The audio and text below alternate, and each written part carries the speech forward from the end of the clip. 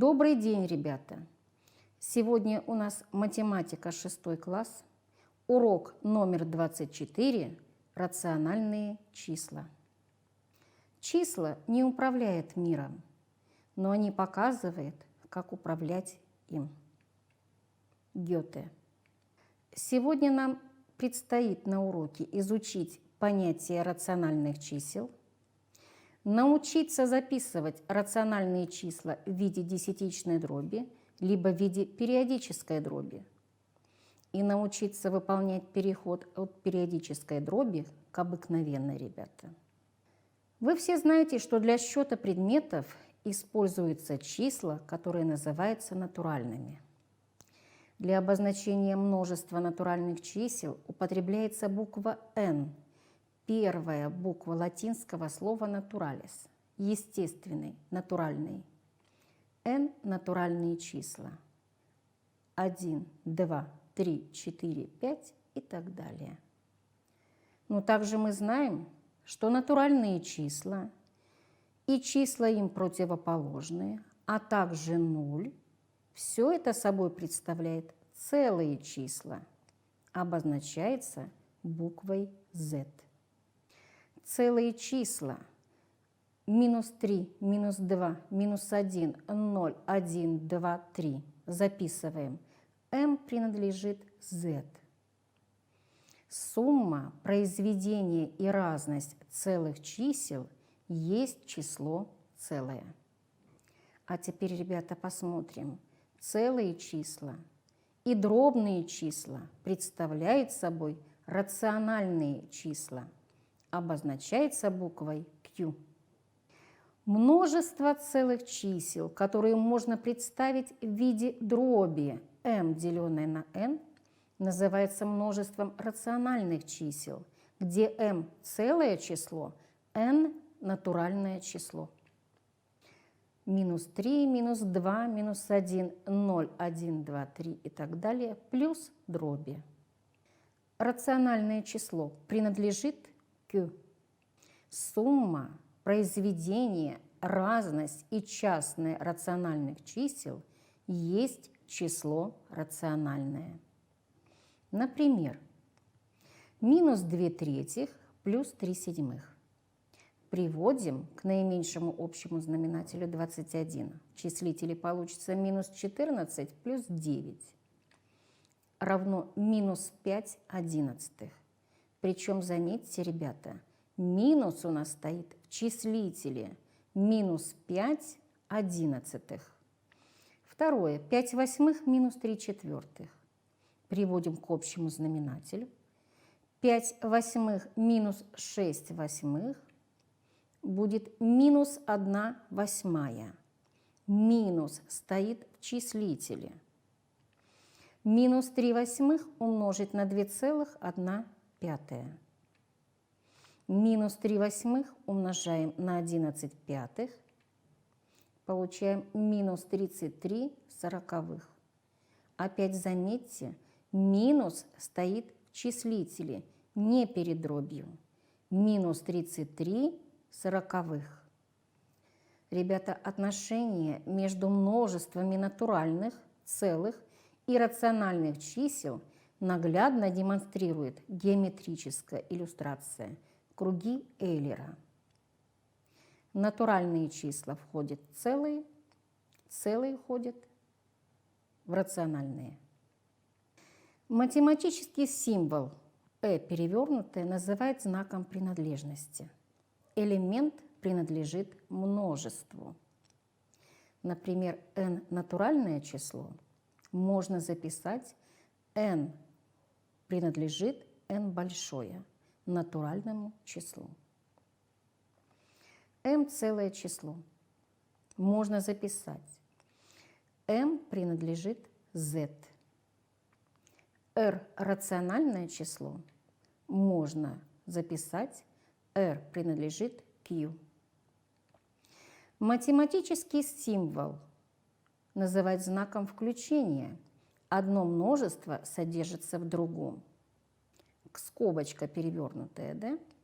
n – часть множества z. Можно писать n включен в z. Или n содержится в z. n – часть множества q. Можно писать z содержится в q. Например, любое целое число является рациональным, так как его можно записать в виде дроби со знаменателем 1. 7 – это 7 первых. Минус 37 равно минус 37 первых. Любая отрицательная дробь будет рациональным числом. Например, минус 2 третьих равно минус 2 третьих. Видите, минус стоит в числителе. Минус 2 третьих. Смешанные числа также являются рациональными числами. Например, 2,2 седьмых. 16 седьмых – рациональное число. Десятичная дробь тоже является рациональным числом, так как 0,23 можно записать в виде 23 сотых в обыкновенной дроби, но это тоже является рациональным числом. Представим число в виде рациональной дроби а, деленное на n, где а – целое число, n – натуральное число. Минус 58 равно минус 58 первых. Минус 42 равно минус 42 первых. Решим примеры и запишем ответ в виде рационального числа. Пример А. 3 восьмых умножаем на минус 4 девятых. Плюс на минус будет минус. Дробь числители 3 умножаем на 4, в знаменателе 8 умножаем на 9. 3 и 9 сокращаем на 3. 4 и 8 сокращаем на 4. Числители получаем 1 умножить на 1 – 1. В знаменателе 2 умножить на 3 – 6. И учитываем знак минус. Ответ минус 1 шестая. Но нам нужно записать в виде рационального числа. Поэтому будет минус 1 шестых. Б. Минус 3,1 треть умножить на 0,9. Минус 3,1 треть переводим в неправильную дробь. 0,9 в обыкновенную дробь. Получаем минус дробь в числителе 10 умножить на 9, в знаменателе 3 умножить на 10. 10 и 10 сокращаем на 10. 9 и 3 сокращаем на 3. Получаем минус 3. Но нам нужно записать в виде рационального числа, поэтому ответ будет минус 3 первых. Пример В. Минус 1,5 умножаем на 1/17. Минус 1,5 переводим в неправильную дробь. Минус умножить на плюс будет минус. Получаем минус перед дробью, числители 17 умножить на 1, в знаменателе 12 умножить на 17. 17 и 17 сокращаем. Получаем минус 1/12. Минус 1/12 записываем в виде рационального числа. Получили минус 1/12. Пример Г. Минус 0,26 делим на минус 0,13. Минус разделить на минус будет плюс. Переносим запятые вправо на два знака. Получаем 26 делим на 13, 2. В виде рационального числа 2 первых. Пример Д. 0,27 делим на 0,9. Переносим запятую вправо на одну единицу. 2,7 делим на 9. 0,3 или 3 десятых. Пример Е. Минус 3 пятых делим на 0,6. минус 0,6, делим на 0,6, получаем минус 1. А в виде рационального числа минус 1/1. Переведем обыкновенные дроби в десятичные. 3/8. Мы числитель делим на знаменатель. Получаем 0,375. Это конечная десятичная дробь. Если в знаменателе стоят 2, 5, их произведение или произведение комбинации этих чисел всегда конечная десятичная дробь. 3/5. Переводим в десятичную дробь. 0,6. 3/4. 0,75.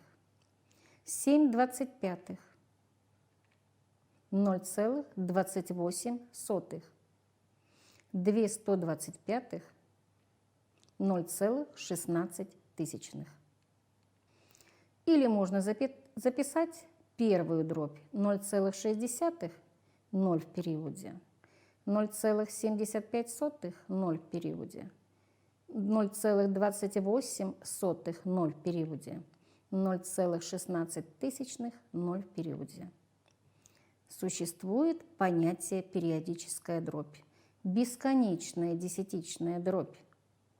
Правильное ее чтение. Например, 0,2, 3, 4, 7 и многоточие до бесконечности.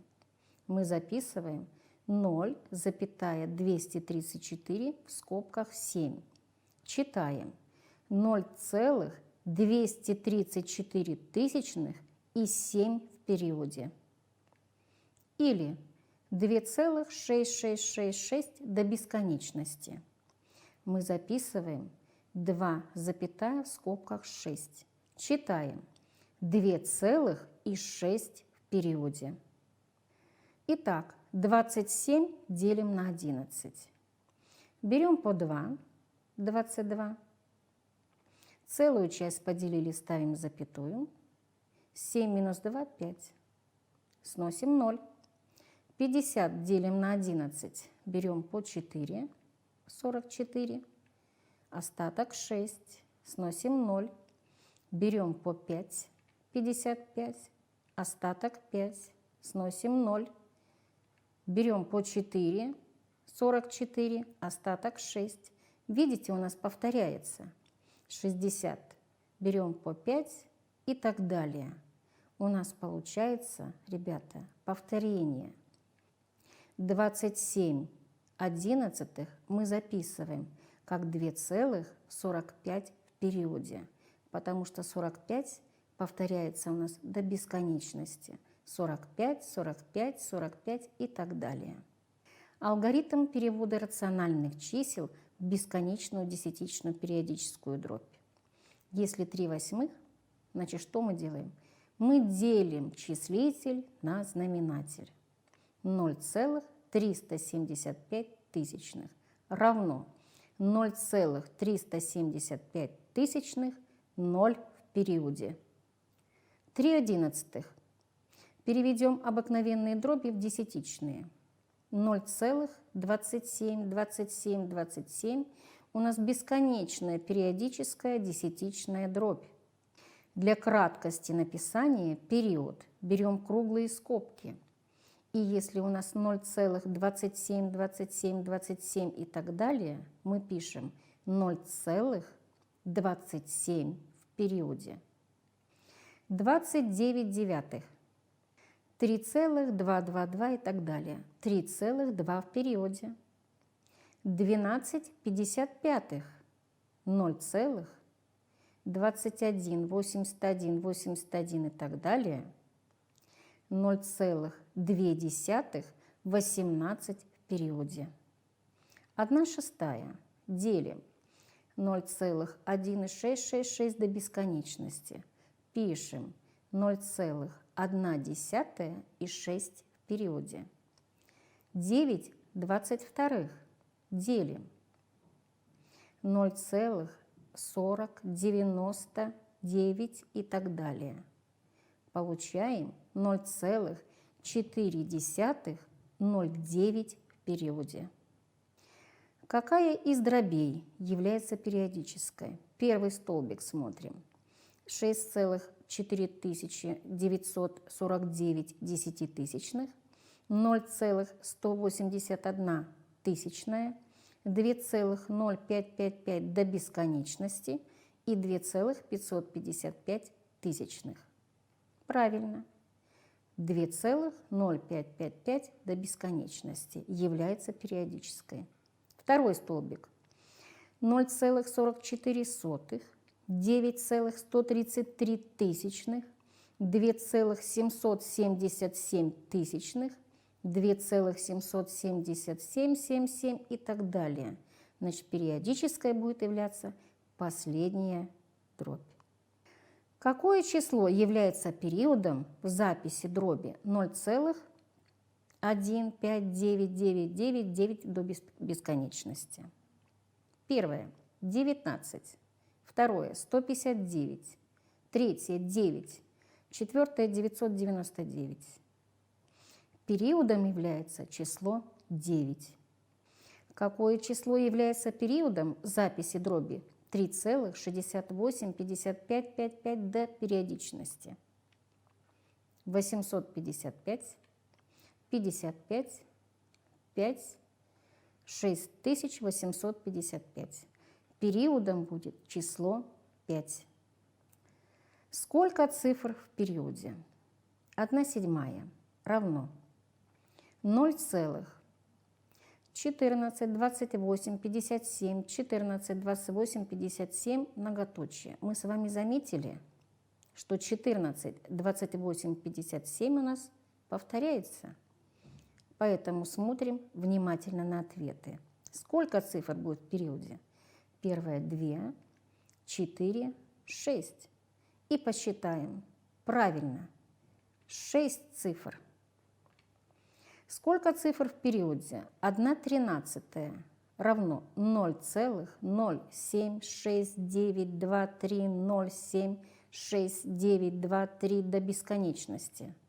12, 6, 4, 2. Посчитаем. Правильно. 6 цифр в периоде. Вычислим значение числовых выражений и изобразим их на диаграмме Эйлера.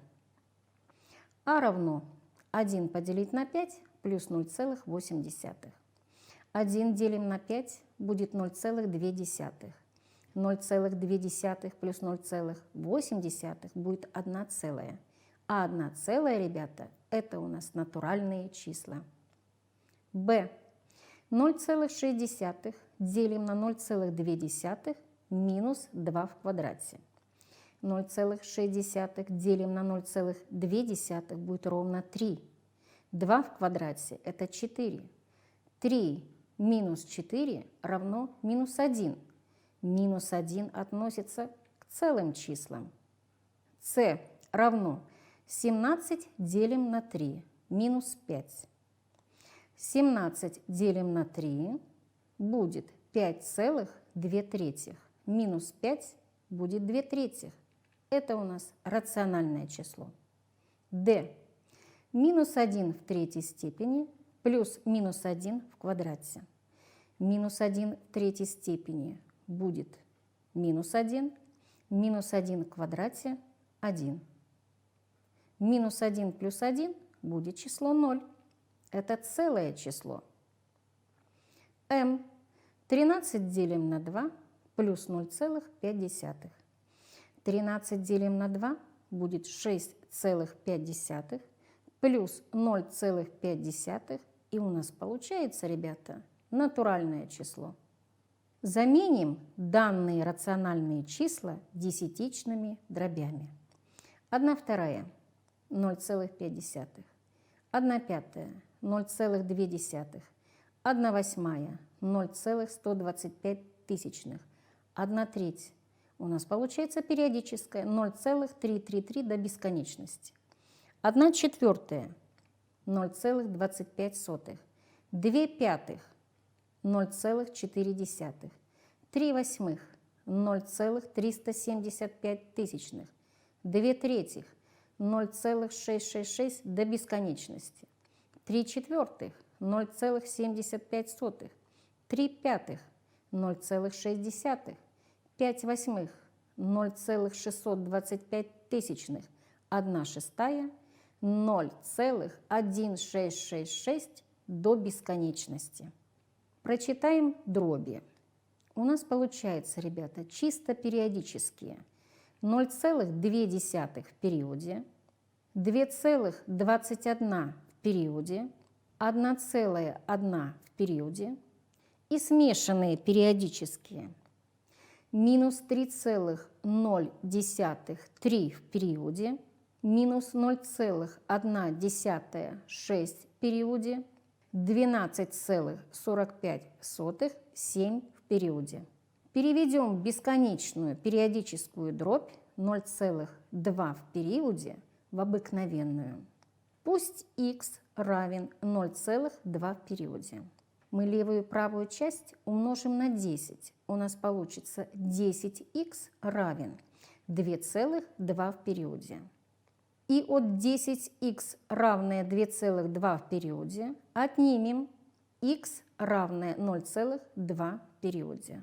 Получим 10х минус х в левой части, в правой 2,2 в периоде минус 0,2 в периоде. В левой части будет 9х равно в правой 2. И находим х. Х равен 2/9. То есть 0,2 в периоде мы перевели в обыкновенную дробь 2/9. Переведем бесконечную периодическую дробь 0,4 6 в периоде в обыкновенную. Пусть х равен 0,4 6 в периоде.